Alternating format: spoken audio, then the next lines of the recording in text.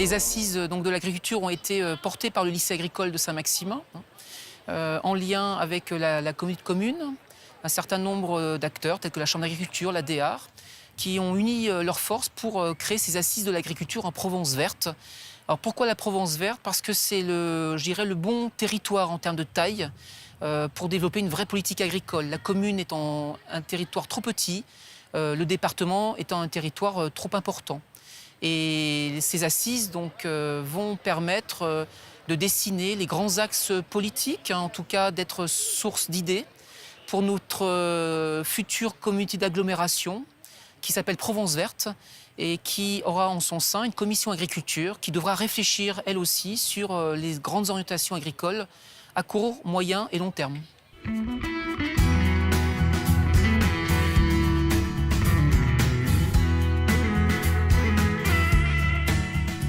Dans ce lycée, un lycée d'excellence, c'est toujours plein de projets.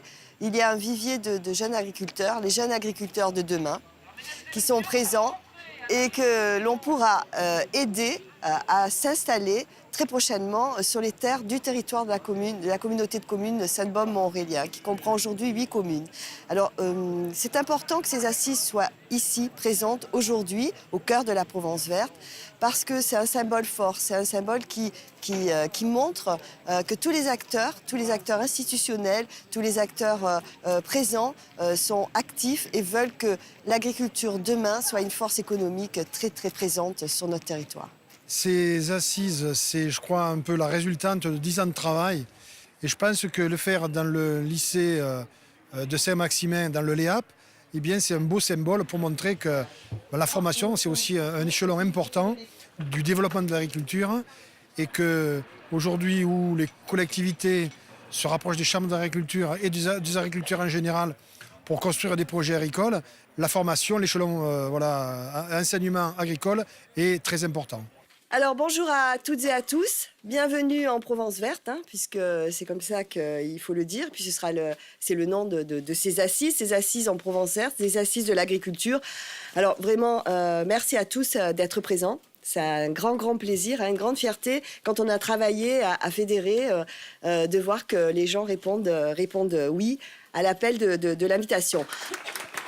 Mesdames, Mesdemoiselles, Messieurs, bonjour et bienvenue donc au lycée d'enseignement agricole de la Provence verte, un lieu qui n'a pas été choisi par hasard puisque nous sommes réunis pour les premières assises de l'agriculture en Provence verte et ce, à quelques centaines de mètres de la future zone agricole protégée de Saint-Maximin. C'est quand même une région qui, pendant le dernier siècle, a été toujours dans le rouge pour l'augmentation de la population, avec 5 à 6% par an. Tous les spécialistes ont bien sûr constaté l'augmentation considérable des rendements depuis la dernière guerre, en 1950. Le déchet vert, il va falloir absolument qu'on s'en préoccupe et qu'on monte au moins une étude de marché, parce qu'on me dit que les paysans n'en veulent pas, mais en fait, si. Et ils n'en trouvent pas en plus. La matinée a fait l'objet de multiples discussions, fort intéressantes, notamment sur le projet territorial de l'alimentation, donc sur ce territoire de la Provence verte. C'était fort intéressant parce que ces projets-là sont maintenant inscrits dans la loi d'avenir de l'agriculture, et que donc nous nous inscrivons bien sûr dans toute cette dynamique avec une ferme volonté d'une part des élus, mais en plus de toutes les personnes dirigeantes d'associations et autres intéressés par ce sujet pour travailler autour de cette alimentation territoriale. Alors en fait, du coup, moi, mon apport en fait, aujourd'hui, c'était d'arriver avec des exemples extérieurs. Et en analysant ces exemples, on retrouve des ingrédients qui sont essentiels à la mise en œuvre d'une politique alimentaire à l'échelle d'un territoire, qui sont au moins au nombre de 3, en fait, qu'on retrouve donc ici, qui sont d'agir d'abord sur le foncier. Le deuxième grand champ, en fait, c'est le champ de la restauration ou de l'alimentation.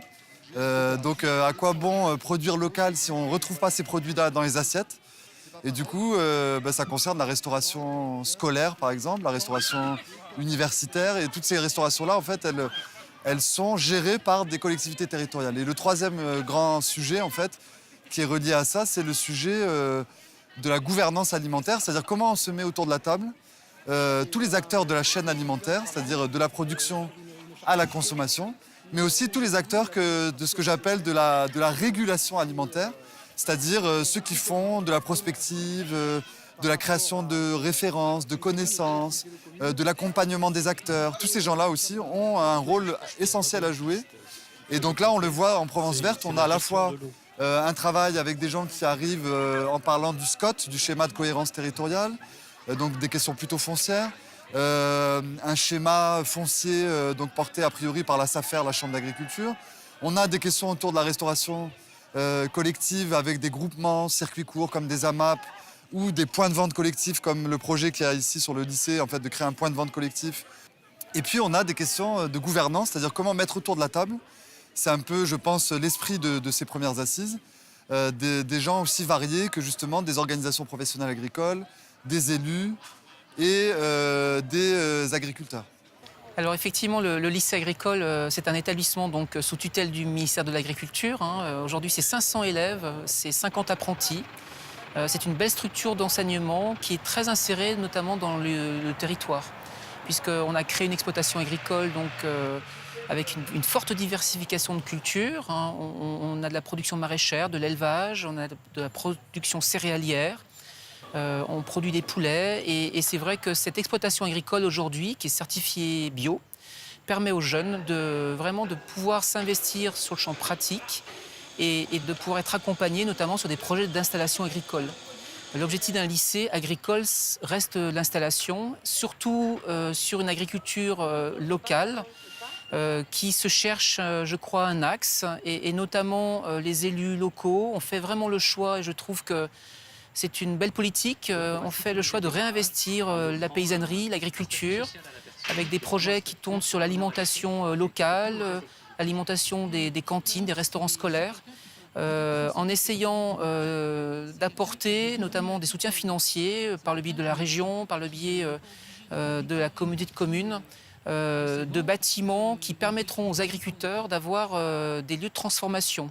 Je pense notamment à la légumerie du lycée, où les élèves sont investis aussi, qui est un bâtiment qui permet de transformer des légumes en légumes cuits ou crus lavés, et alimenter donc notamment les cantines scolaires. Mais c'est aussi, dans un an, la construction d'un abattoir qui permettra notamment de transformer des produits tels que des poulets, avec l'approvisionnement notamment local, vers la restauration.